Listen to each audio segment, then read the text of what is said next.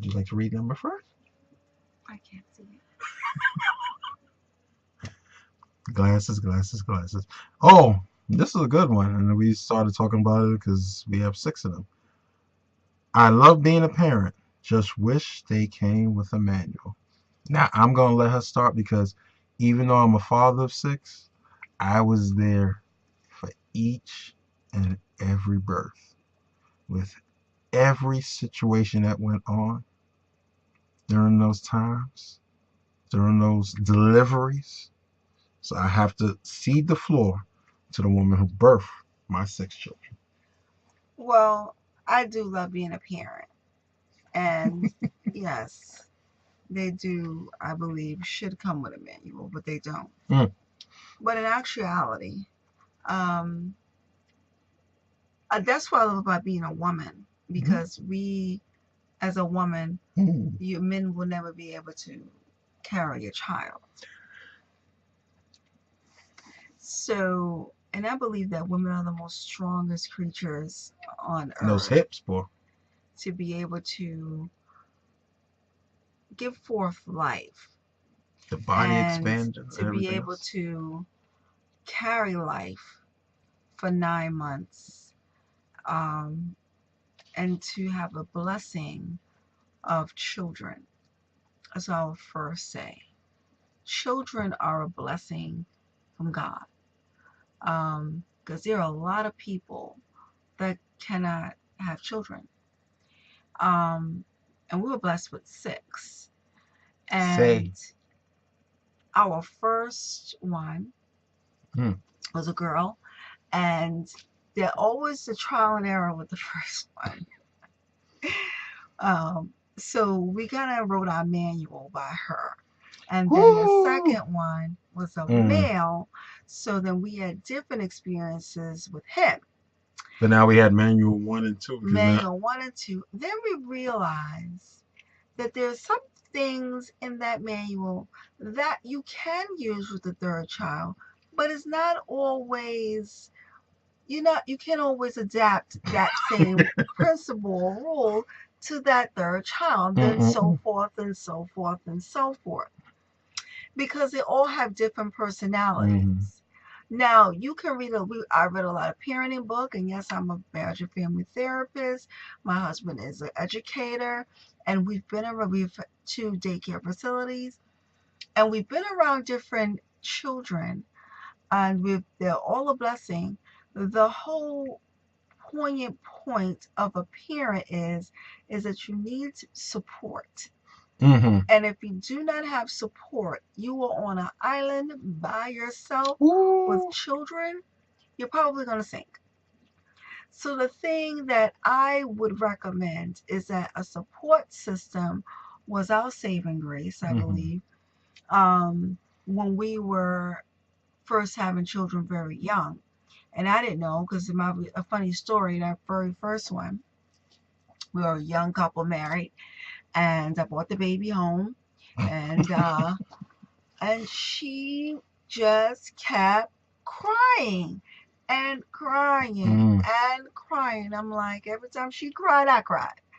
And I'm like, what the heck is she crying for? I call mom, and she's like, bring the baby. We packed up and we went to my mother's house. And with 2 seconds, my mother had her not crying. And she said, oh, the baby's hungry. And the baby slept for like 10 hours straight. Somebody got some sleep that day. And the whole point is that experience really, really trumped you having any type Mm. of inexperience. So experience speaks louder than anything. I would always go to someone that has an 18-year-old. Why not? I would go to some parent that's been through having an Mm. 18-year-old son or daughter, because they know that they may do something foolish that you're like, what the heck? Do I gotta choke a child? What is going on? So the whole point is that they don't come with a manual, but you do have points of reference to ask people questions True. and different things to bounce things off of. We have done a whole lot of things. We've spanked, we have punished, we have we have loved, we have talked, we have evolved over how we discipline. So there's things that we have done over time that as parents of six that we do no longer do when we were doing the first child. So over time you will be we're not and no parent is perfect. So your child may grow up and not like you. Who didn't like their parent at one point in their life? I did. Yeah. So that's the thing. Being real. I didn't like my mother. I thought I blamed her for everything, and she's like, "You'll thank me for it later." And you know what? I do thank her for it later. Mm-hmm. I do. I like who I turned out to be, and I think you like who you turned out to be. Your parents do the best that they know how to do, and for those who was abused and things of that nature, I implore you to really work through that through therapy, because to let them know that there was a conduit for you to be here. That's right. So I believe that you should respect your mother and your father, because without them you would not be here. That's You would not have that body. So we didn't come with a manual. And I did the best. We did the best job that we knew how. We took a little bit from my parents. We took a little bit from my grandparents. We took a little bit from my spiritual mother and father. We took a little bit from aunts and uncles.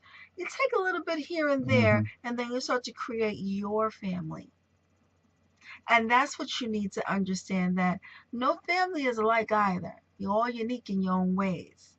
But you gotta know that they are gifts from God. When they start acting up, you say, God, I know the gifts from you. When you want to choke them, you're like, did you really just do that? And I also want to say something to you. The child's brain does not fully develop. It doesn't fully develop until they're in their late 20s. So logically thinking is done by our frontal lobe, and the gray matter is not present yet because it hasn't all fully evolved. So you can go read about that. And knowledge is power. That's why you always hear about the drinking age and all that things because logically, can they make decisions for themselves logically? And the answer is no. And there's guidance there. This is what we're here for, to guide them. So we put what we need to put in them. We raise them like we need to be raised. And then we have them to be a source of support when they need us. And that is what I believe that we did. I think we did a pretty good job. People always tell us that our children are a joy to be around. And that is such a great thing to hear. So as a parent, I think that your aim should be is to raise healthy human beings that will be able to give back to the earth.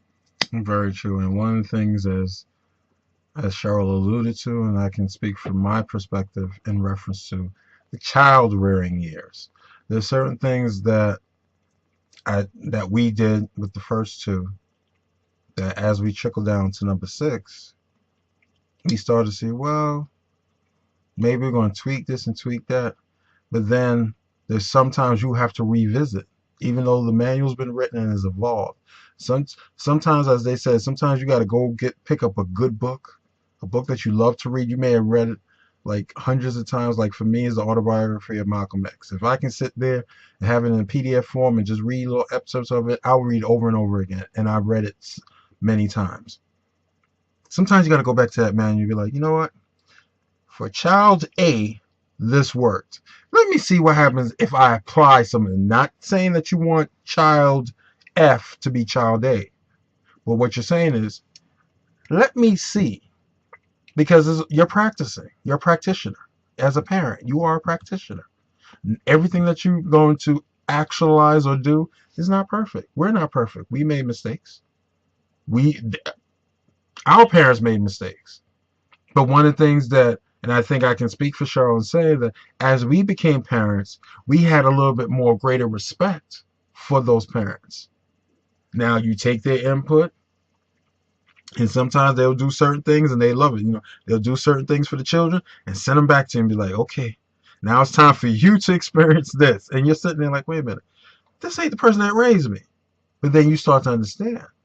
Once you get to that status of grandparent, there's a different vibration that kicks in because now you're starting to watch how the manifestation is unfolding because as me as a child that whose gray matter wasn't fully formed yet, you said that, oh, I'm not gonna do certain things like my mother.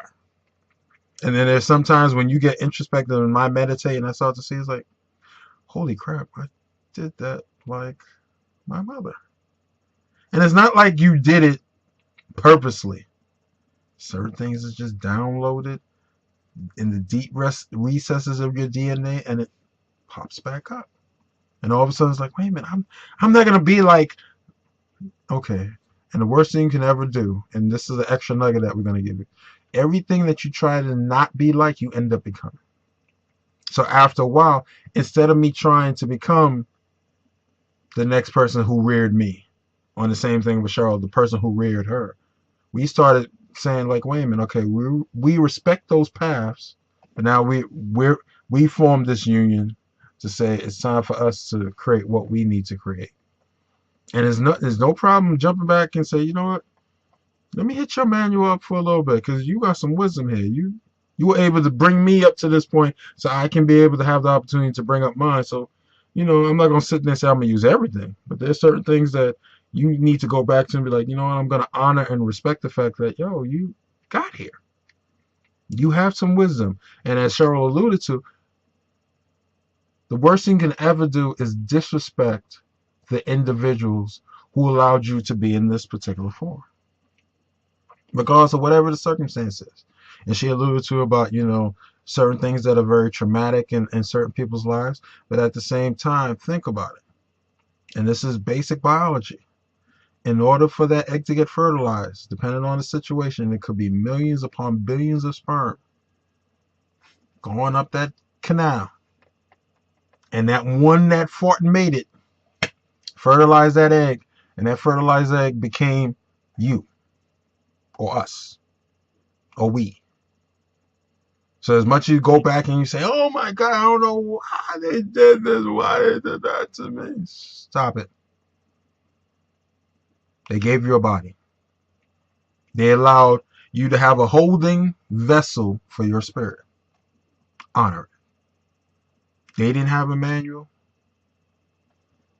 You right now, if you're going through the years of raising your children like we are, there's certain things that, and not even that. And the funny thing about it is, and I like, and this was something that a wise woman said to me over this past weekend. And it's something that I've heard before, but the way she said it, I respected it even more. She grabbed my hand. She said, she looked at me and said, Greg, even when they get older, you still gonna be raising them. I said, what? I said, wait a minute. Cause see, I was under the fantasy that, after a certain age, I could be walking around my house butt naked. And I could be chasing my wife around the house butt naked, bucket naked. Don't walk around butt naked. But no, but I'm talking bucket naked. But then she brought that realization hit. It's so true. Because just because they reach a certain status, if the connectedness within the family, and if you've imparted something based on whatever your manual is, whatever setup and time and the way you've navigated your situation has evolved to, you never stop being a parent. You never, there's no on and off switch. Oh, I'm stop being a parent now. They're 22 years old, 23 years old. Okay, I'm done being a parent. No, that doesn't work. It keeps going. It keeps going until the temple that you're inhabiting has reached its course and you move on to the next side. But as Cheryl alluded to, I love being a parent as well. It's been fun. Sometimes some of the arduous things happen, but you know what? I learned through all those arduous things. And I learned more about myself as within my character, and to see some of our fruits that we bore. And as Cheryl shared, when people come to us, your kids are well behaved and this, that, and the third. In the back of our mind, we're like, wait a minute, what? But then I honor what they said because that means we did something right. Imperfectly. we did something right. And by acknowledging the fact that it was done imperfectly, then you continue to grow, you continue to evolve, and you continue to learn, which will help you with each day that passes on. So that leads us into